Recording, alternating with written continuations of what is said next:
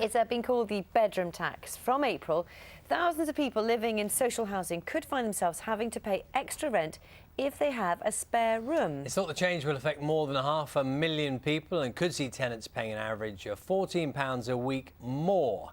Yesterday, the Prime Minister was asked if parents with a son or daughter in the armed forces would be among those facing those higher charges. Is it right that a mother in my constituency may not, because of his government's bedroom tax and confirmed by his minister, be able to offer her son serving in Her Majesty's Armed Forces either a home or a bedroom on his return from duty? The reforms to housing benefit that we're putting in place, and I very happily look at the case that the Honourable Lady says, but the reforms we're putting in place have a very clear principle at their heart. There are many people in private rented accommodation who don't have housing benefit, who cannot afford extra bedrooms, and we have to get control of housing benefit. We are now spending as a country £23 billion on housing benefit, and we have to get that budget under control. Let's pick up lots of themes there with Paul Lewis, who's here. And that was picked up, wasn't it, by Labour MP Alison Seabeck as well.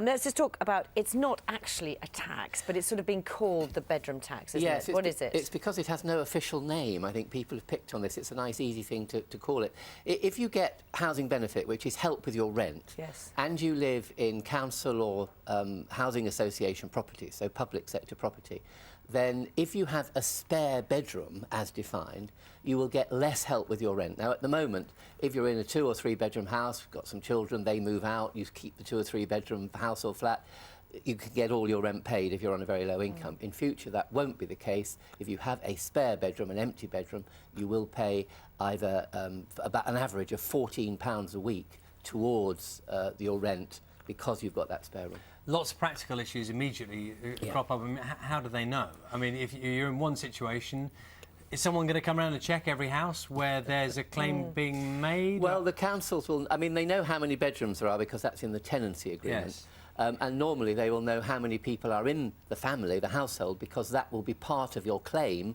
for housing benefit. So they should know, and of course you'll have to tell them if they don't know. Let's just talk about that particular case which was raised in Parliament yesterday, because it was about a mother and her son was going in the army. On duty in Afghanistan, I think. Now, that it's true to a certain extent. I mean, if they have a room for him, if he lives there, while he's away, they will have to pay this average of £14 penalty, if you like. But when he's living there, if he's actually living there, then they will pay an even bigger penalty because he's an earning adult and he will be expected to contribute to the rent. In the past, once he went on tour, they'd get their full rent paid. Now they won't get all of it paid. But if he's just an occasional visitor, I mean, this is the thing. People like to have a spare room for a grown-up child or grandchildren to come and visit. If you have that spare room, you will pay this penalty. It gets quite complicated, doesn't it? Because if you're a family, 2 adults and 2 children, say they're, I don't know, 8 and 6. Does that are you entitled to a 3-bedroom house? No, you get 1 room for an adult, you get 1 room for a couple. Now, that may seem fair enough, but of course, if one of you is disabled or has sleeping disorders, you may not want to sleep in the same room. And you get 1 room for 2 children under 10. Once they reach 10, if they're opposite sexes, then they get a room each. So if you have a 12-year-old boy and an 8-year-old girl, then you're entitled to the... They will get separate rooms, yes. But same-sex children have to share a room up to the age of including 15. Once they're 16, they get a room each. I know people are very concerned about this, so it's already tweeting us last night. Lots of questions, so we'll attempt to answer some more of them when you're back here at 8:20. People can tweet into you, me, whatever the programme. That's right. And we'll get hold of more. Absolutely. Thank you. Thanks, Paul. Let's see,